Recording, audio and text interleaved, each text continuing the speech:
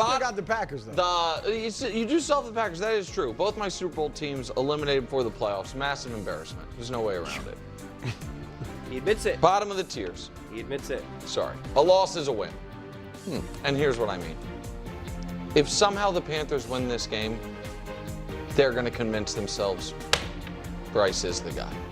And I understand this seems mean, and congrats on winning the division.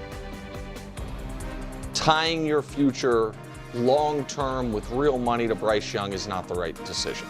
So you think if they win that game, they're going to If they win a playoff game and he's the number 1 overall pick and they've improved each year, they certainly are going to pick up the 5th-year option, which is a lot of money for a number 1 overall pick. I'm just telling you, a loss is not a bad thing for the Panthers this weekend. Hater. I'm sorry. Just win a round. Now, I'm not just saying this because the Packers beating Danny's Bears and the Chargers beating Wild's Patriots would just be amazing for the show, but also on the Packers side of things. I really do like Matt LaFleur as a coach. I just don't know him as a guy. He could be a jerk. I doubt it. I think he seems like a nice guy. He seems like a nice guy, but I don't know. Be on the hot I don't know. He's a better coach than he is person. No, I'm just kidding. I have no idea. But fact of the matter is, last year with Rodgers, they're 8-8, trying to win in your end game to be the 7th seed. His first year with Love, they win 9 games, they're the 7th seed. Last year they win 11 games, they're the 7th seed. This year they win 9 games, they're the 7th seed. They have only won 1 playoff game in this stretch. It was a great playoff game, and the playoff performance last year against Philly was very uninspiring. Just win a round and be like, hey, went all in this offseason, dealt with injuries, but at least we're feeling good.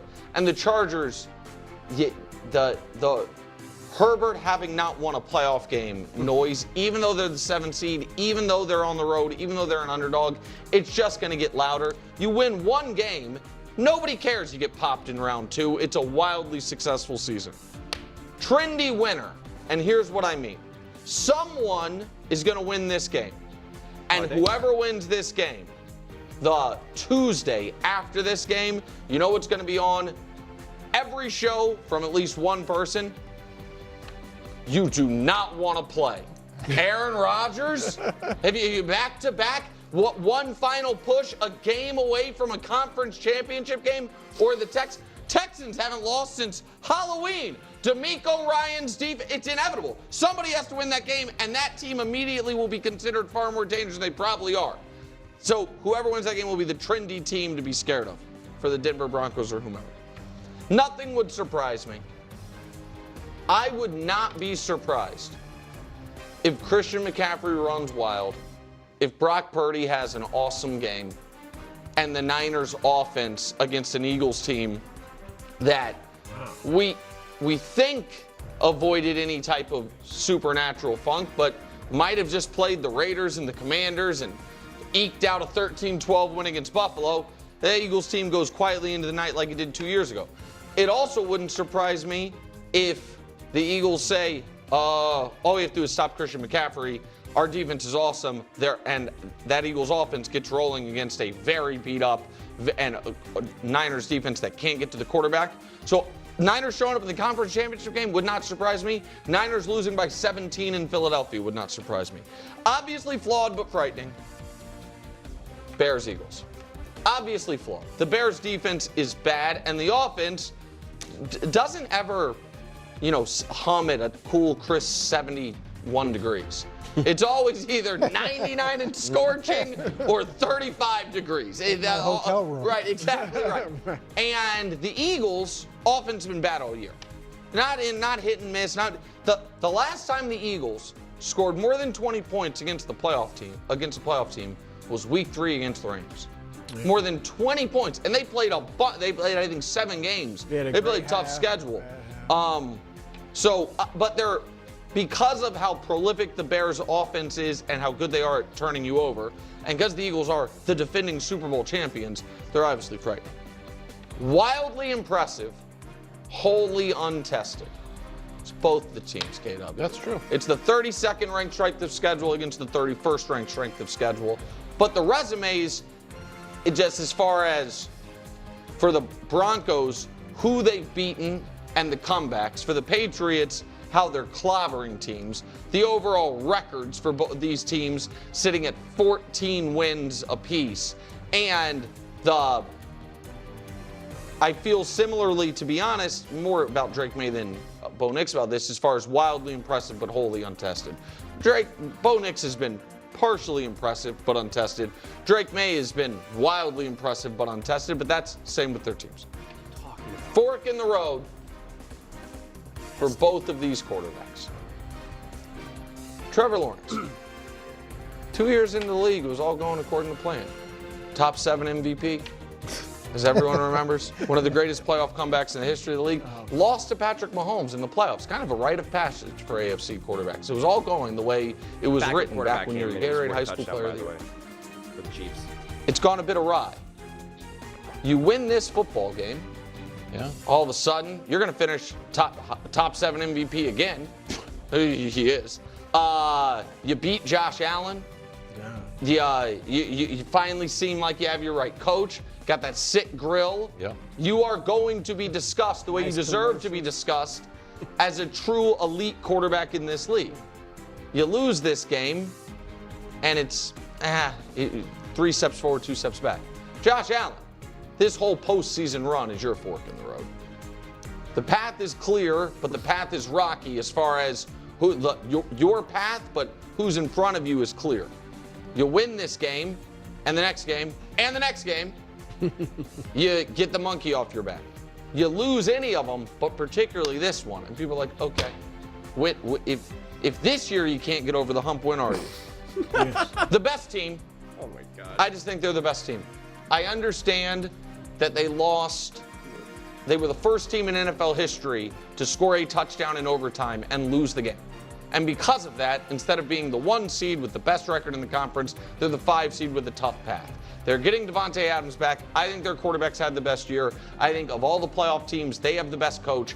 I think they're the best team. However, it has been a weird year.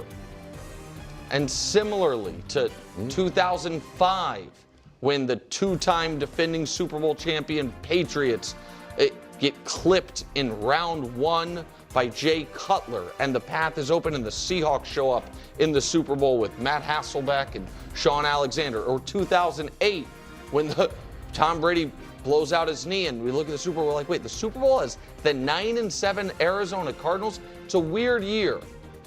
And the Seattle Seahawks with Sam Darnold being maybe start to finish the best team in the league, continuing in the playoffs would be weird, but it's been a weird year. They do have the best resume.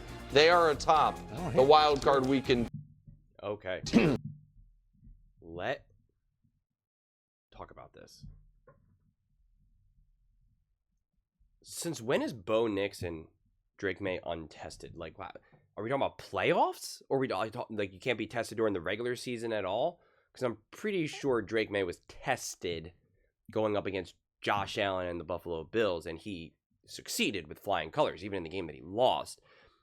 Bo Nix, like, beating the Kansas City Chiefs and Patrick Mahomes and outdueling him and outplaying him in every game that he's played against him. And then even on the road against the Buffalo Bills in his first ever playoff game, he played great in that game. He was awesome. If you actually watch the game, he was awesome. He wasn't the problem.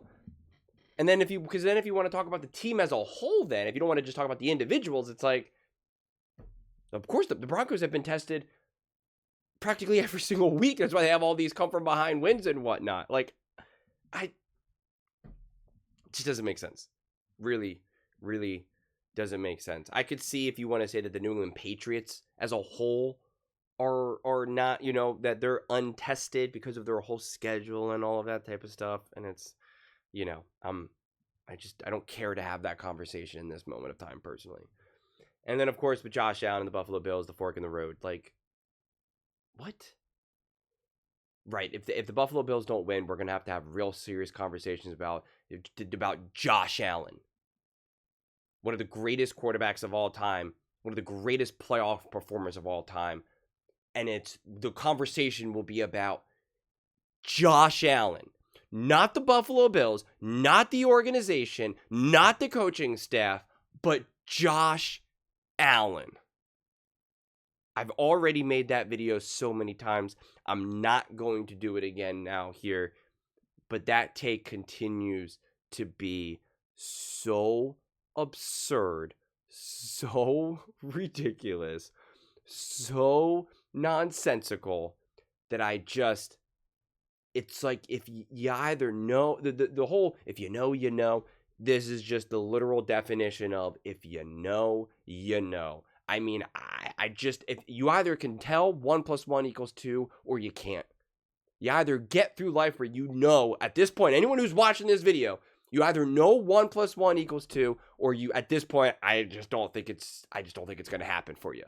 You're going to have to just figure out a different way to navigate life. And even if the Jacksonville Jaguars lose, they would be losing to Josh Allen. Nothing wrong with that. And if the Buffalo Bills lose to the Jacksonville Jaguars, yeah, the Jags are an awesome team. A top team in the NFL. They clearly have the better roster. They have the better coaching staff at this point. What are you going to do? And again, this is where people always get so mad at me because I always evoke Patrick Mahomes. It's because he's the gold standard. And he's been the most successful quarterback of this current era. And so what you guys have to understand is that the Kansas City Chiefs lost to the Philadelphia Eagles last year, and it was not Mahomes' fault. For someone who says, for the people that always said I'm a Mahomes hater, I never blame Mahomes for that loss. I said, what did you want him to do? The Eagles are just simply the better team. I don't blame Mahomes for that loss. There was just literally nothing to do. Now, you would have to give the same benefit of the doubt to all of these other quarterbacks who are facing better teams, not just Josh Allen. And you can't just retroactively say, yeah, but we do that because said quarterback has won a Super Bowl in the past. That's not how it works when you're evaluating an individual game. These are not legacy discussions.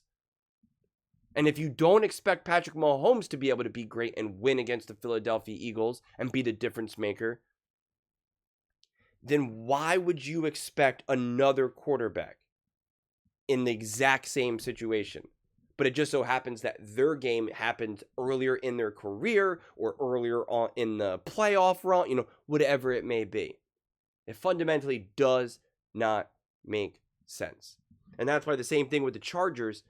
If Justin Herbert beats the New England Patriots, he will have won a playoff game with the worst offensive line in PFF history. And if he doesn't do that, if he doesn't make history, we're simply saying, see, he's not good enough. It's just an absurd conversation to have. It's an absurd take to have. It really, really is. It really, really is. And then it's just so funny because the Rams, who I think are an awesome team, I trust them more than anyone at this point in time. I'm not prepared to say any one individual team is the best team, but I also have, an insane amount of trust in Stafford and McVay. But the whole idea that we're like, if it wasn't for this goofy overtime game against the Seahawks, they'd be clearly the number one seed, this, that, and the third. When we saw them lose the Panthers, the Falcons, the Eagles, who Nick is saying that the Eagles aren't even really that good, etc., etc., etc. But then you want to talk about schedules for the Broncos and the Patriots, and it doesn't really make sense that we're going to now try to pretend that that the Los Angeles Rams are this big battle-tested team when they played the Ravens with a backup quarterback. One of their battle-tested games is against the Eagles, who you're saying their offense and there has been bad the entire season. The entire season. They beat the 49ers with Mac Jones. Like, we can kind of keep going. They beat the Texans when they were literally at their worst. And the Texans would be the first ones to tell you that. So this idea that some of these other teams have just had a harder schedule and therefore they're more it's just inaccurate. It's just incorrect, wholeheartedly. right now. And in a lot of the actual hard games, the games that were actually close and a battle, the Rams lost. Or just did not quite look the same. And there is no team that you can, at this point, feel comfortable elevating over another team as being like, I clearly think this is the best team. As someone said when I did the herd hierarchy video, they said at one point or another, like half these teams could have been considered the best team in the NFL. And I'm like, yeah, that's such a great observation. Like, that's an awesome take. And it's true. At various points, people thought the Eagles, no, the Packers, no, the Broncos, no, the Patriots, no, the Rams, no, the Seahawks. And it's just like, at one point, virtually every single team, except for maybe a couple, were seen as like top 1, 2, or 3 team in the NFL, which is amazing. Which is honestly amazing. I've said this now so many times, but it's just like, I absolutely love it. And I dread having to try to figure out how to rank these teams. Like, as I'm looking at this, I was like, man, I wonder if I should make a quick list of the teams that I just trust the most. Because at this point, it's just like, trying to put them in order just fundamentally does not make sense to me. And that's why at least I appreciate that Nick, when he went through all of these, he's just talking about all of the narratives for each individual team, which is perfect because then I can disagree, because the order itself doesn't matter to me. The narrative I can talk about all day, every day. It's like, let's unpack the nonsense narratives that we are forcing upon these games or these players, because it's just that nonsense. Like, even starting at the very bottom with the Carolina Panthers, a loss is a win. Let's not pretend like everyone's been dialed in and watching Bryce Young's career unfold, because they haven't. Let's not pretend like everyone's been sitting here watching Bryce Young play quarterback in the Carolina Panthers games year after year, week after week, because they just haven't. They just haven't. Nobody has any strong sense of how good the team has been, the roster, the coaching staff, how Bryce Young has looked during those, like, no. So a loss is not a win. If they win, it is a win. And it would be huge. It would be awesome. It would be exciting. And no one's saying that now means that Bryce Young is going to get a $260 million contract. But, like, yeah, you're going to feel pretty darn good if Bryce Young looks great in that playoff game and shows that he can compete at the highest level and take down the Los Angeles Rams. That has to count for something. Has to mean something. Can't be accidental. Can't be just, this is fool's gold now. There's been lots of quarterbacks that people said, oh, if they succeed in an individual moment, it's fool's gold. And a lot of those quarterbacks ended up having great success later on, whether it's the Sam Darnolds, the Mac Joneses, whoever. You're like, actually, maybe when we look at this through a different lens, we realize that those quarterbacks are actually pretty good, pretty successful, pretty interesting. And I'm not saying that's Bryce Young's path. I'm saying I don't know. So it's just too confident to say a loss is a win. Like, no way. And trendy winner, Nick is trying to pretend like he's not pushing that Aaron Rodgers and the Steelers have a clear path.